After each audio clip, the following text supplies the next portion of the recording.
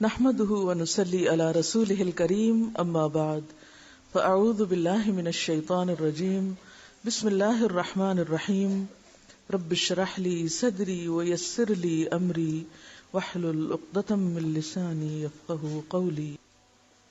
جنابت کے احکام۔ وجوب غسل کی حالت کو حالت جنابت کہتے ہیں۔ وجوب غسل یعنی جب غسل واجب ہو جاتا ہے تو اس حالت کو جنابت کہتے ہیں۔ جنابت کا لفظ جم سے، جم پہلو کو کہتے ہیں، نہیں بچنا۔ مندرجہ ذیل 4 حالتوں میں مسلمان مرد اور عورت پر غسل کرنا فرض ہو جاتا ہے۔ نمبر 1، جوش کے ساتھ منی خارج ہونے کے بعد، اس میں احتلام بھی داخل ہے، یعنی کوئی ایسا خواب آئے یا ویسے۔ نمبر 2، صحبت کے بعد یعنی سیکشول انٹرکورس کے بعد۔ نمبر 3، حیض کے بعد۔ نمبر 4، نفاس کے بعد یعنی بچے کی پیدائش کے بعد۔ اس میں یاد رکھیے کہ بہت سے لوگ پوچھتے ہیں کہ اگر خواتین انٹرنل چیک اپ کرواتی ہیں تو کیا اس سے غسل واجب ہوتا ہے؟ تو کوئی غسل واجب نہیں ہوتا جب تک کہ ان 4 چیزوں میں سے کوئی چیز نہ ہو۔ صرف منی خارج ہونے سے بات نہیں، بلکہ جوش کے ساتھ منی خارج ہونے کے بعد غسل واجب ہوتا ہے۔ صحبت اور غسل جنابت۔ صحابہ کرام رضی اللہ عنہم کے درمیان غسل جنابت کا ایک مسئلہ زیر بحث آیا۔ ایک گروہ کہتا تھا کہ غسل صرف دخول پہ فرض ہو جاتا ہے، انزال شرط نہیں، یعنی واٹر ڈسچارج جو ہے وہ ضروری نہیں۔ دوسرا گروہ بیان کرتا تھا کہ وجوب غسل کے لیے دخول کے ساتھ انزال بھی شرط ہے۔ یہ طویل مباحثہ کسی فیصلہ کن صورت پر منتج نہ ہوا۔ آخر قرار پایا کہ ام المومنین حضرت عائشہ رضی اللہ عنہا سے دریافت کیا جائے۔ حضرت عائشہ نے کہا کہ رسول اللہ صلی اللہ علیہ وسلم نے فرمایا، اذا جلس بین شعبها الاربع ومس الختان الختان فقد وجب الغسل۔ جب مرد عورت کی 4 شاخوں کے درمیان بیٹھ جائے اور اس کا محل ختنہ عورت کے محل ختنہ کے ساتھ مس کرے تو غسل واجب ہو جاتا ہے۔ تو مسئلہ یہ ثابت ہوا کہ صرف دخول پر ہی مرد اور عورت جنبی ہو جاتے ہیں اور ان پہ غسل واجب ہو جاتا ہے، انزال یعنی منی کا نکلنا شرط نہیں۔ رسول اللہ صلی اللہ علیہ وسلم نے فرمایا، جب تم عورت کی 4 شاخوں کے درمیان بیٹھ کر صحبت کرو تو تم پر غسل واجب ہو گیا، اگرچہ منی نہ نکلے۔ عورت کو بھی احتلام ہوتا ہے۔ ام المومنین حضرت سلمہ رضی اللہ عنہا روایت کرتی ہیں کہ حضرت ام سلیم نے رسول اللہ صلی اللہ علیہ وسلم سے کہا، اے اللہ کے رسول، یقیناً اللہ حق سے نہیں شرماتا، یعنی حق بات اور ایک ضروری بات جو ہے اس کو واضح کرنا ضروری ہوتا ہے، اور اس معاملے میں شرم سے کام نہیں لینا چاہیے، کہیں ایسا نہ ہو کہ انسان انجانے میں غلط کام کرتا رہے۔ تو یہ کہہ کر انہوں نے مسئلہ پوچھا، کیا عورت پر غسل ہے جبکہ اس کو احتلام ہو؟ آپ نے فرمایا ہاں، لیکن جب پانی کا نشان دیکھے یعنی منی دیکھے۔ اس پر حضرت ام سلمہ نے شرم سے منہ چھپا لیا اور عرض کیا، اے اللہ کے رسول، کیا عورت کو بھی احتلام ہوتا ہے؟ آپ نے فرمایا ہاں ہوتا ہے، تیرا داہنا ہاتھ خاک آلود ہو، یعنی یہ ایک پیار کی ڈانٹ تھی۔ اور اس میں ہو سکتا ہے کہ مزاج کا فرق ہو، بعض خواتین کے ساتھ ایسا نہ ہو اور بعض کے ساتھ ایسا ہو، لیکن اس میں جو اصل چیز ہے وہ ایکسیسو واٹر ڈسچارج ہے۔ اس میں کہیں ایسا نہ ہو کہ لیکوریا وغیرہ کے ساتھ اس کو ریلیٹ کر دیا جائے۔ دونوں چیزوں میں فرق ہے۔ اور احتلام جو ہے وہ سوتے وقت ہوتا ہے، یعنی سو کر اٹھنے پر اگر انسان اپنے کپڑوں پر زیادہ ڈسچارج دیکھے، خواہ کوئی خواب یا کوئی فیلنگ یاد نہ بھی ہو، تو پھر غسل کرنا ضروری۔ معلوم ہوا کہ عورت یا مرد نیند سے اٹھ کر اگر تری یعنی نشان منی دیکھیں تو یہ احتلام کی علامت ہے، لہٰذا ان پر غسل کرنا فرض ہو جاتا ہے۔ اور اگر احتلام کی کیفیت انہیں یاد ہو لیکن نشان نہ پائیں، یعنی خواب یاد ہے لیکن کوئی سامنے علامت نہیں، تو غسل فرض نہیں ہوگا۔ ایسی صورت میں شک کی ضرورت نہیں ہے کہ نہیں میں نے خواب دیکھا اور مجھے خواب بالکل صحیح یاد ہے تو مجھے نہانا چاہیے، نہیں، محض خواب پر نہیں نہایا جائے گا جب تک کہ فزیکلی کوئی ایسی چیز سامنے دیکھی نہ جائے۔ جنبی کے بالوں کا مسئلہ۔ حضرت ام سلمہ روایت کرتی ہیں کہ میں نے کہا، اے اللہ کے رسول صلی اللہ علیہ وسلم، میں اپنے سر کے بال خوب مضبوط گوندتی ہوں، کیا میں انہیں غسل جنابت کے وقت کھولا کروں؟ آپ نے فرمایا، ان کا کھولنا ضروری نہیں، تیرے لیے یہی کافی ہے کہ 3 لپ پانی اپنے سر پر ڈالے، پھر اپنے سارے بدن پر پانی بہائے، پس تو پاک ہو جائے گی۔ یعنی بالوں کی جڑیں بھیگنا، سکن بھیگنا ضروری ہے، سارے بال کھولنا ضروری نہیں ہے۔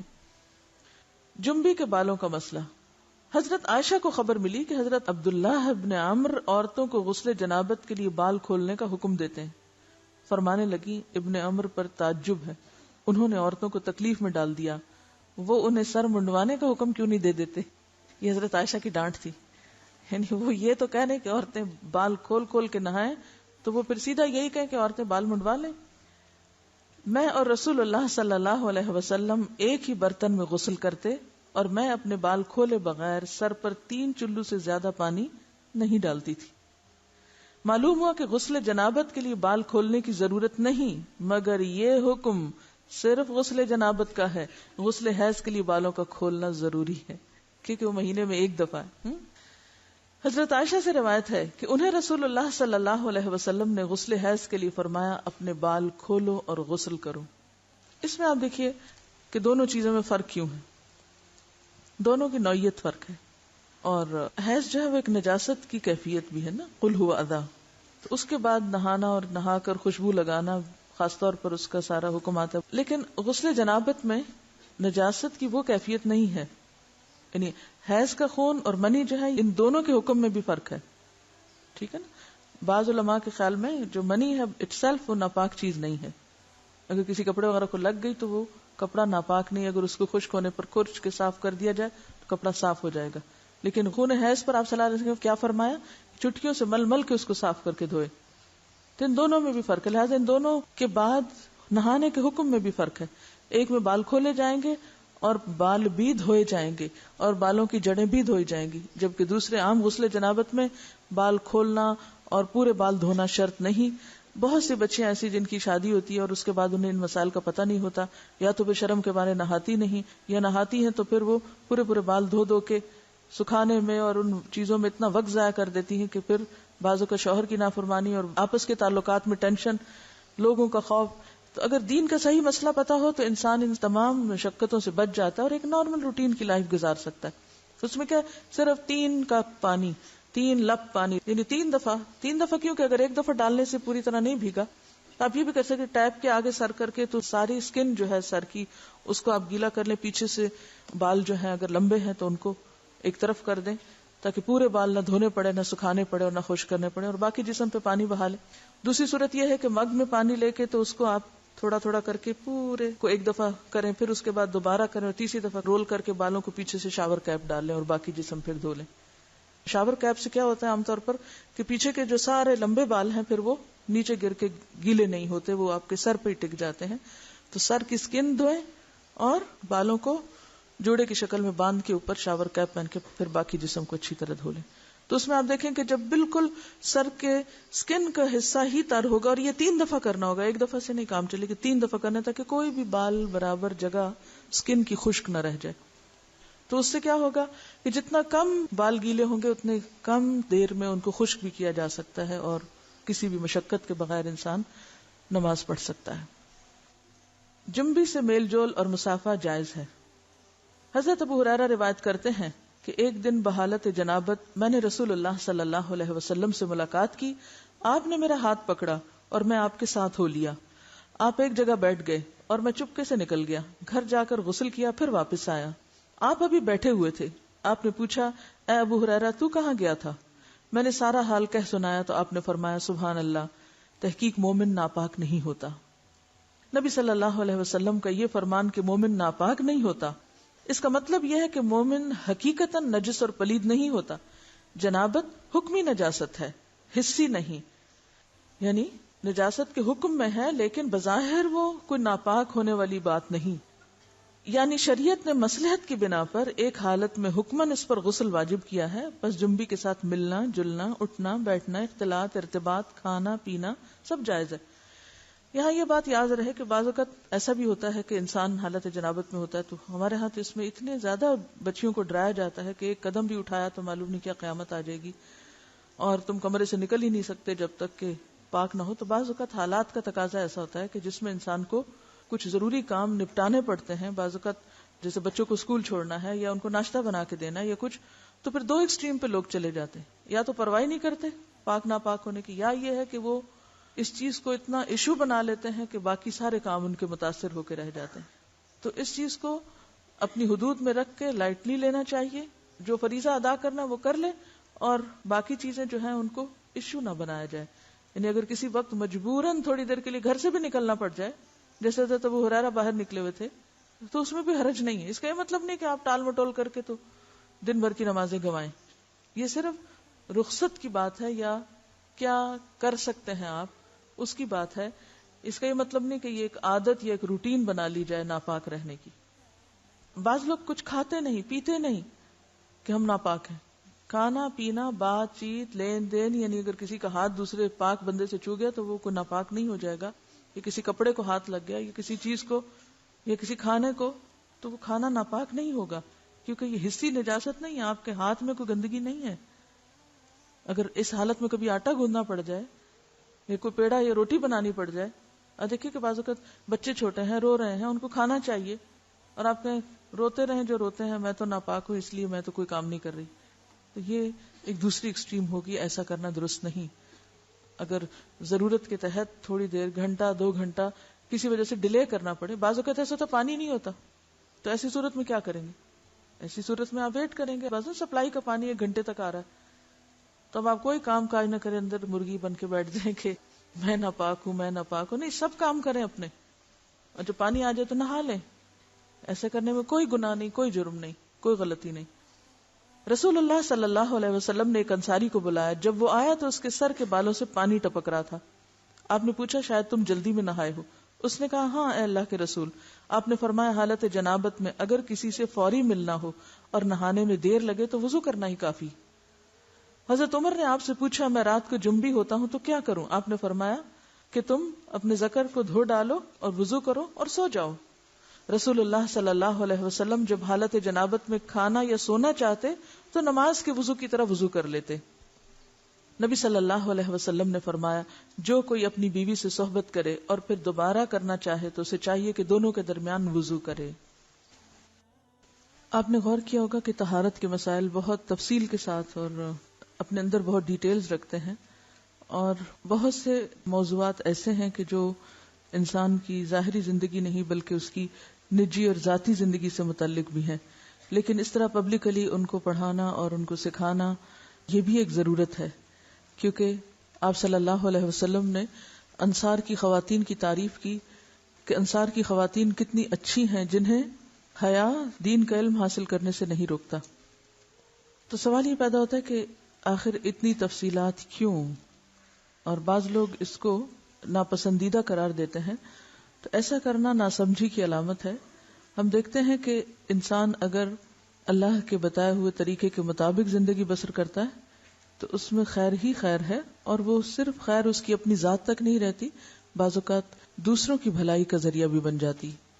یہاں کسی نے ایک واقعہ لکھ کر بھیجا ہے کہ کسی ویسٹرن کنٹری میں کوئی مسلمان بچہ پڑھتا تھا تو وہ اپنے کپڑوں کو دھونے کے لیے کسی انگریز عورت کو دیتا تھا، یعنی لانڈری کسی کے ذریعے کرواتا تھا. تو ایک دن اس عورت نے طالب علم سے کہا کیا آپ میرے کام سے مطمئن نہیں؟ آپ کے خیال میں کیا میں کپڑے اچھی طرح نہیں دھوتی؟ طالب علم نے اس کی بات سن کر کہا کیوں نہیں، مجھے یقین ہے کہ آپ اچھی طرح کام کرتی ہیں. یہ سن کر وہ بولی پھر آپ خود ہی اپنے کپڑے کیوں دھو کر مجھے دیتے ہیں، یعنی کپڑوں کے داغ وغیرہ کیوں دھو کر مجھے دیتے ہیں؟ طالب علم نے انکار میں سر ہلایا کہ میں بھلا کپڑے دھو کر کیوں دوں گا. عورت نے کہا کہ پھر کیا وجہ ہے کہ مجھے دوسروں کے کپڑوں پر جا بجا گندگی کے دھبے نظر آتے ہیں لیکن آپ کے کپڑوں پر کوئی ایسا دھبا نہیں ہوتا. اس کے پوچھنے میں واضح حیرت تھی. نوجوان مسکرایا اور بولا اب بات سمجھ میں آتی ہے، اب میں آپ کو بات سمجھا دیتا ہوں، یعنی اب میری سمجھ میں بات آئی ہے کہ آپ کا اشارہ کس طرف ہے. میں مسلمان ہوں، میرا دین مجھے پاک صاف رہنے کا حکم دیتا ہے.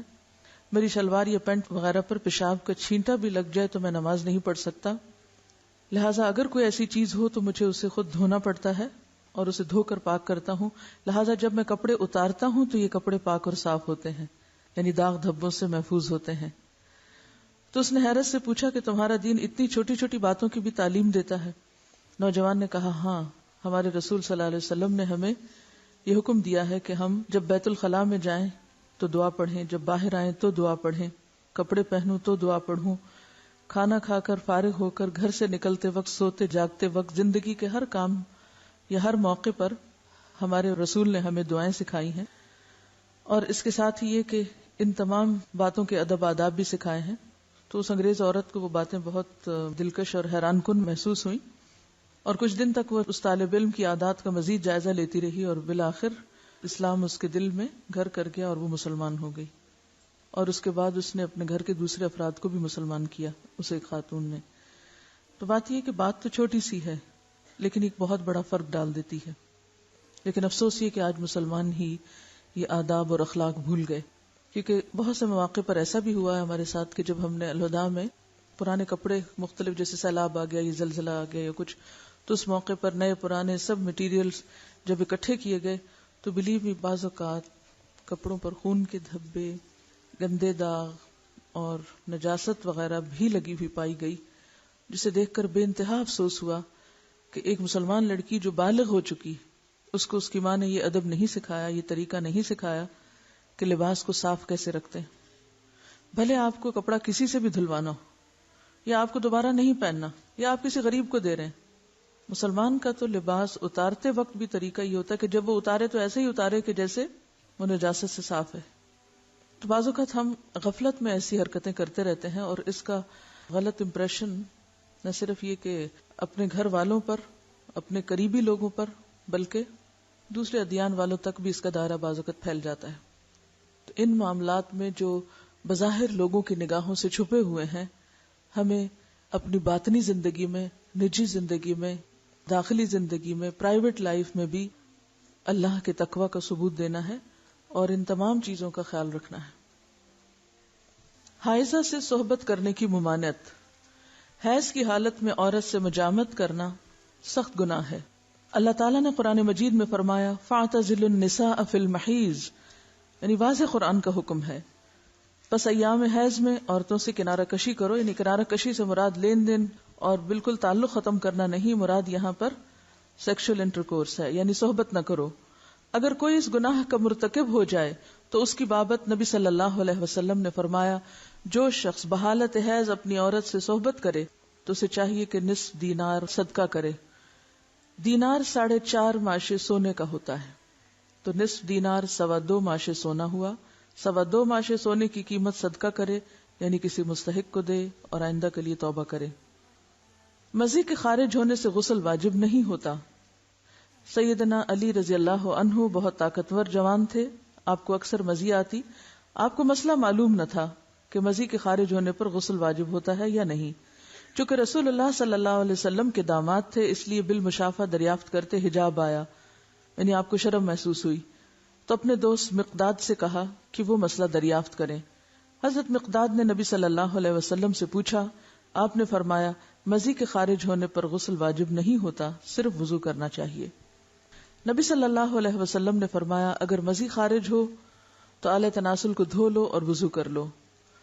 نیز فرمایا اور کپڑے پر جہاں مزی لگی ہو ایک چلو پانی لے کر چھڑک لینا کافی ہے. اب اس میں یہ جو مختلف ٹرمز استعمال ہو رہی ہیں ان میں فرق کیا ہے، یعنی مزی اور منی کا فرق کیا ہے. مزی اس چپکتے ہوئے لیسدار پانی کو کہتے ہیں جو شہوت کے وقت ذکر کے سرے پر نمودار ہوتا ہے، یعنی کہ جو اچھل کر نہیں نکلتا بلکہ ویسے ہی ویٹنس ہوتی. اور منی عضو مخصوص سے لذت اور جوش کے ساتھ ٹپک کر خارج ہونے والا سفید مادہ ہوتا ہے جس سے انسان پیدا ہوتا ہے. اس کے خروج سے آدمی پر غسل فرض ہو جاتا ہے.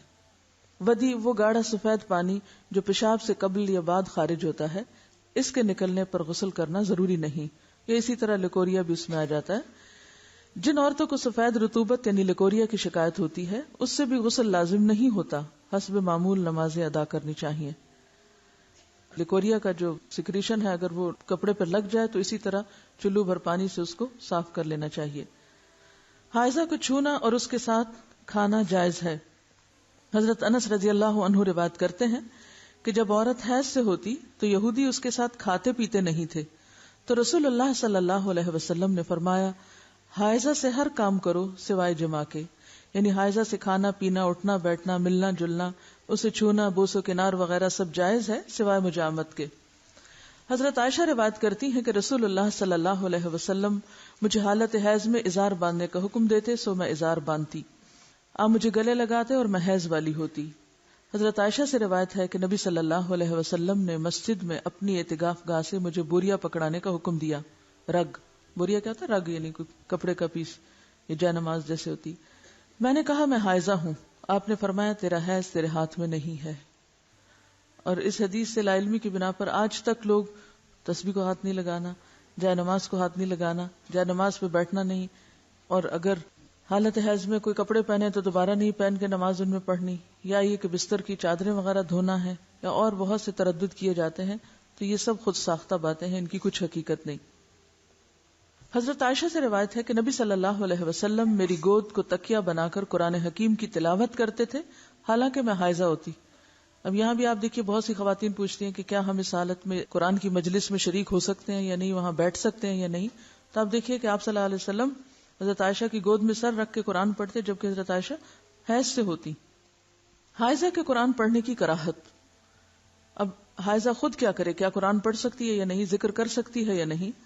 حالت جنابت اور حیض میں قرآن حکیم کی تلاوت کے حرام ہونے کے بارے میں کوئی صحیح حدیث نہیں ہے، یعنی حرام نہیں ہے پڑھنا، مگر ان حالتوں میں مکروہ ضرور ہے، یعنی پسندیدہ نہیں ہے کہ انسان تلاوت کی غرض سے صبح بیٹھ کر قرآن پاک کی کچھ آیات پڑھے۔ ہاں اگر کوئی تعلیم حاصل کرنے کے لیے، سیکھنے کے لیے کچھ پڑھ رہا ہے تو اس کی رخصت ہے۔ مہاجر بن قنفس سے مروی ہے کہ رسول اللہ صلی اللہ علیہ وسلم کو بحالت پیشاب کسی نے سلام کیا تو آپ نے جواب نہ دیا۔ فراغت کے بعد آپ نے وضو کیا اور فرمایا میں نے مناسب نہ سمجھا کہ طہارت کے بغیر سلام کا جواب دوں۔ اس کا یہ مطلب نہیں کہ طہارت کے بغیر کہ جب اگر کسی نے وضو نہیں کیا ہو تو وہ سلام کا جواب نہ دے، یا اگر آپ بے وضو ہیں کوئی آپ کو سلام کرے تو آپ جواب نہ دے کہ میرا وضو نہیں ہے۔ اس سے مراد یہ کہ عین اس حالت میں کہ جب انسان ٹوائلٹ میں بیٹھا ہوا ہو اور اس کے جسم سے کچھ نکل رہا ہو اور کوئی سلام کرے اور وہ ساتھ ہی سلام کا جواب دینا شروع کر دے تو اس حالت میں دینا جائز ہے۔ اب حیض کی بھی کنڈیشن ایسی ہوتی ہے نا کہ مسلسل بعض اوقات کچھ سیکریشن ہوتی رہتی ہے، تو ایسی صورت میں اگر انسان عبادت کی غرض سے تلاوت کر رہا ہے تو یہ درست نہیں۔ ہاں تعلیم کی غرض سے اس کی اجازت موجود ہے کیونکہ حرام بہرحال نہیں ہے۔ جب حدث اصغر کی حالت میں سلام کا جواب دینا مکروہ ہوا تو جنبی کا قرآن کی تلاوت کرنا بالاولی یعنی زیادہ مکروہ ہوا۔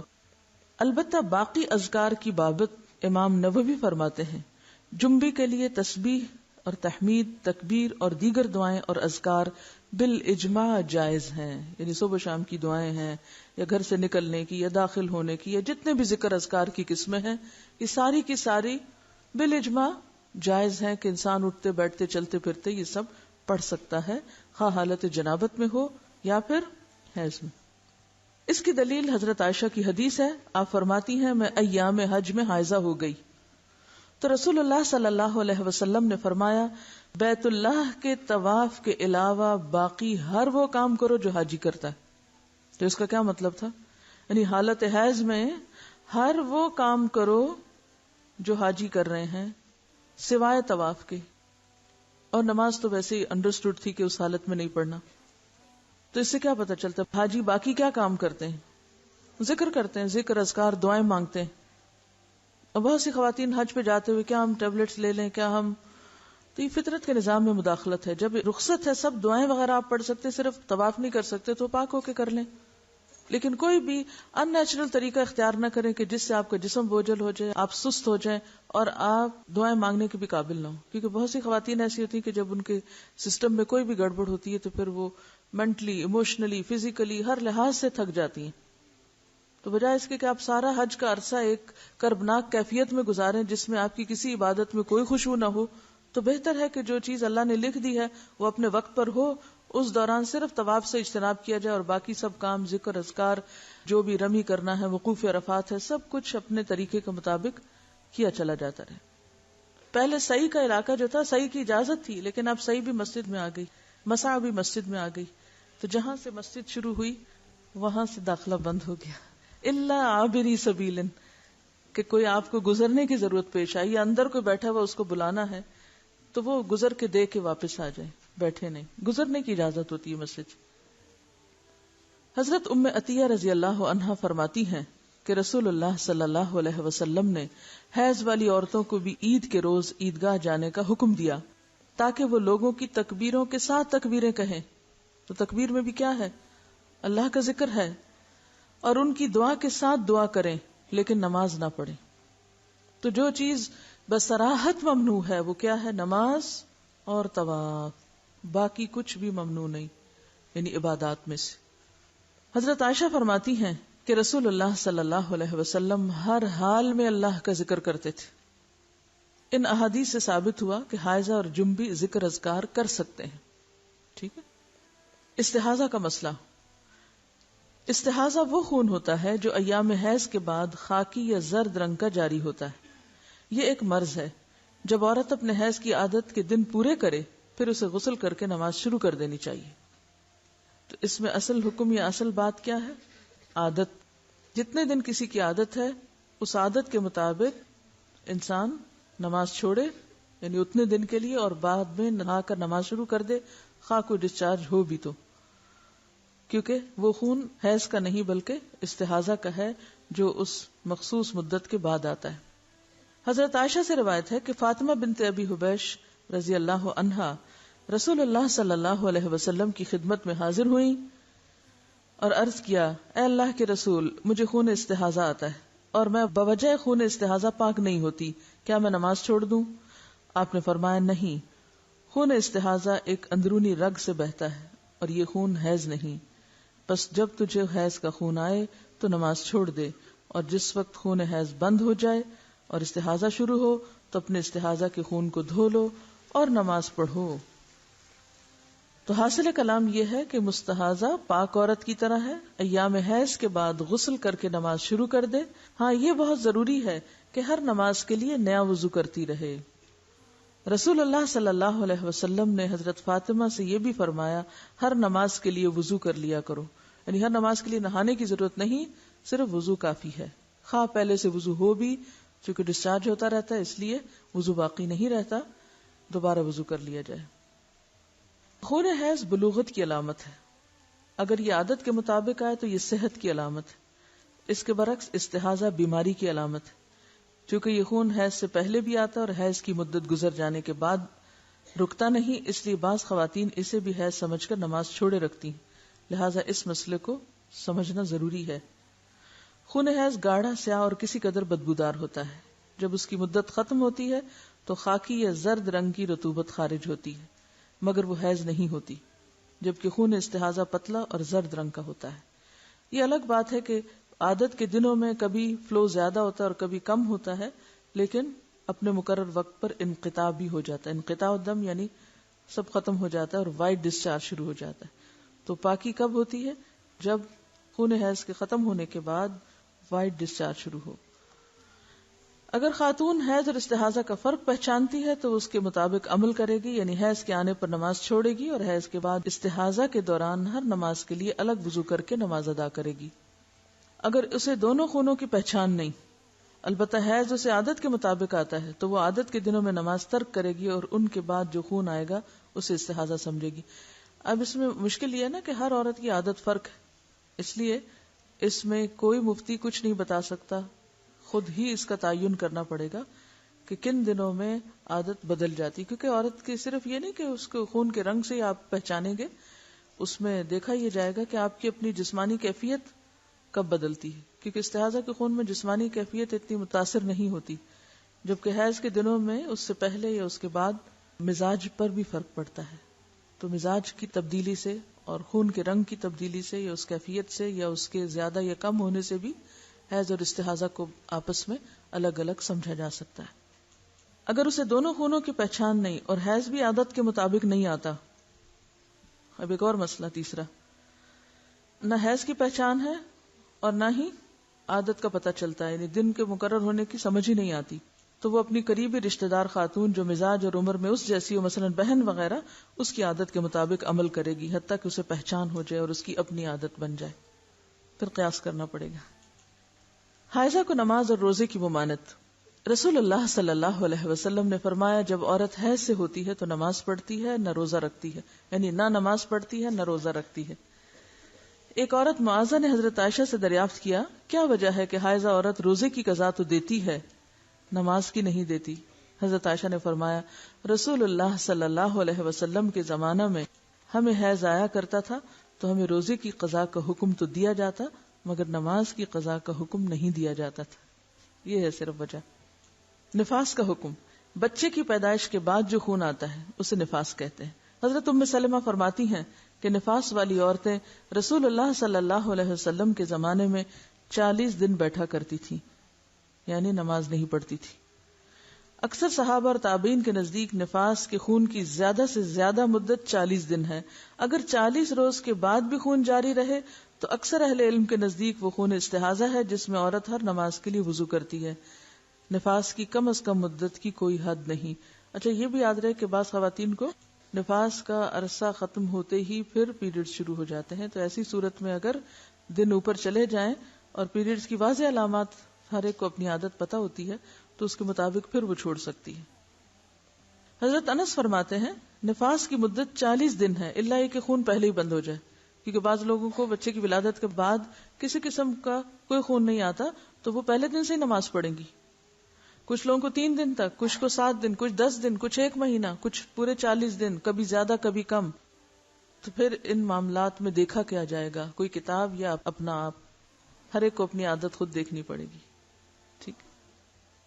حضرت انس فرماتے ہیں نفاس کی مدت 40 دن ہے الا یہ کہ خون پہلے ہی بند ہو جائے. امام شافعی فرماتے ہیں اگر عورت کو ولادت کے بعد خون آتا ہی نہیں تو اس پر ضروری ہے کہ وہ غسل کرے اور نماز پڑھے. نفاس اور حیض کے خون کا حکم ایک جیسا ہے، یعنی ان حالات میں نماز، روزہ اور جماع منع ہے. رسول اللہ صلی اللہ علیہ وسلم ایام نفاس کی نمازوں کی قضاء کا حکم نہیں دیتے تھے. ٹھیک ہے. آپ نے یہ سنا ہوگا نا کہ خون حیض کی اقصی مدت یعنی زیادہ سے زیادہ مدت 10 دن ہے. تو یہ قیاس ہے، یعنی ایک اندازہ کیا گیا. آپ دیکھیے کہ فقہا کس طرح اجتہاد کیا کرتے تھے. جب یہ مسئلہ سامنے آیا تو مختلف عورتوں کی عادت معلوم کرائے گی. کم سے کم کتنا ہوتا ہے، زیادہ سے زیادہ کتنا ہوتا ہے. پتہ چلا کہ کم سے کم اتنا اور زیادہ سے زیادہ اتنا، تو لہٰذا یہ 10 دن وہاں سے چلے. نبی صلی اللہ علیہ وسلم نے کوئی 10-12 دن نہیں بتائے. اصل بات عادت کی ہے کہ کتنے دن آپ کی عادت ہے. ڈی این سی کے بعد بھی جو خون ہوتا ہے وہ بھی نفاس میں شمار ہوگا. اس میں بھی کمی بیشی ہوتی ہے. بعض اوقات ایسا بھی ہوتا ہے کہ جتنے مہینے کا بچہ تھا اتنے مہینے کے جو پیریڈز کے دن ہیں اس کے برابر بھی آتا ہے، اور بعض عورتوں کو اس سے کم و بیش. ان کا سوال یہ ہے کہ نفاس میں شروع میں زیادہ بلیڈنگ ہوتی ہے، اس کے بعد آہستہ سے کم ہو جاتی ہے، اور پھر تھوڑے دن میں زیادہ ہو جاتی ہے، پھر کم ہو جاتی ہے. تو کیا یہ سارا عرصہ نفاس ہوگا؟ یہ سارا عرصہ نفاس ہوگا جب تک کہ وائٹ ڈسچارج نہ شروع ہو جائے. وآخر دعوانا ان الحمد للہ رب العالمین.